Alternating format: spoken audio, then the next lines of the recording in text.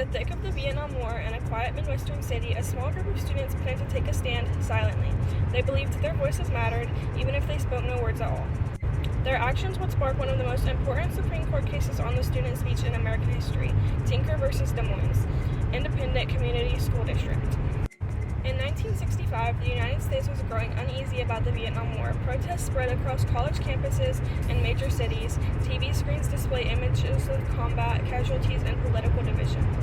But in Des Moines, Iowa, the tension felt far away, until a group of students decided to make a symbolic gesture of peace.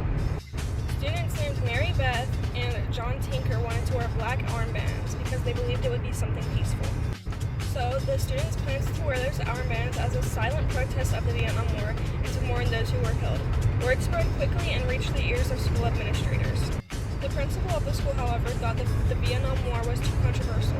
If students protested, tensions could escalate, so therefore they tried to ban armbands starting the next day.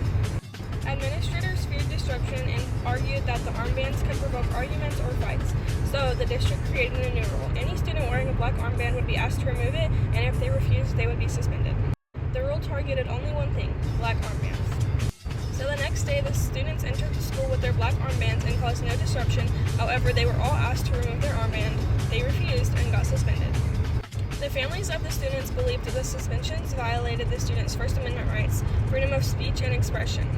With the help of the Iowa Civil Liberties Union, they decided to file a lawsuit, Tinker versus Des Moines Independent Community School District. The case was first heard in the U.S. District Court for the Southern District of Iowa. The judge believed that the school acted reasonably out of fear of disruption in their school. Therefore, the judge ruled in favor of the school, holding that the administrators had the authority to prevent potential disturbances. Although no disruption actually occurred, the court believed that the fear of one was enough. Therefore, the students lost their first battle. The students appealed to the U.S. Court of Appeals for the 8th Circuit, but the appeals court ordered a per curiam decision, meaning a short, unsigned ruling, and affirmed the district court's decisions by an evenly divided vote. The tie meant that the school's victory stood, but the case remained unsolved legally. The students refused to give up, and they appealed to the United States Supreme Court. In 1968, the Supreme Court agreed to take Tinker versus Des Moines.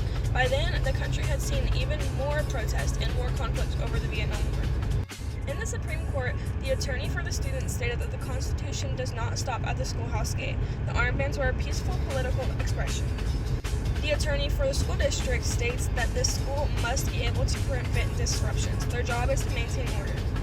The justices asked tough questions like, should students have full First Amendment rights? Can schools restrict speech just because it is unpopular? And where is the line between free expression and disruption? On February 24, 1969, the Supreme Court announced this landmark decision. In a 7-2 ruling, the court sided with the Tinker students.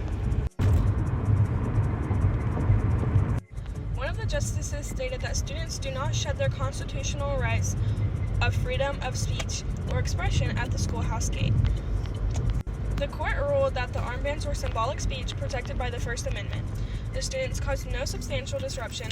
The school's ban was based on discomfort with the message, not on legitimate safety concerns. The decision created the famous Tinker Standard. Schools may only limit student speech if it would materially and substantially interfere with school operations. 2 justices, however, dissented. They stated that the First Amendment does not give students the right to defy school authorities. One of the justices believed that any protest inside of school risked undermining discipline, but the majority disagreed, emphasizing the importance of protecting student expression even when it's controversial. Tinker versus Des Moines remains one of the most influential student right cases in U.S. history. It protects political speech, symbolic expression, and peaceful protest in schools. The Tinker Standard has been referenced in dozens of cases involving student rights, from dress codes to protest walkouts to social media posts. This case showed that even young people have voices that matter.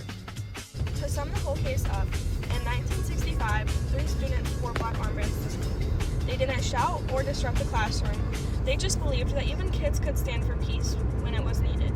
Their quiet protest would echo across decades and shape the rights of millions of students who came after them. Tinker versus Des Moines reminds us that democracy is not just for adults. Sometimes it is the youngest citizens who defend freedom the loudest, even when they speak without making a sound.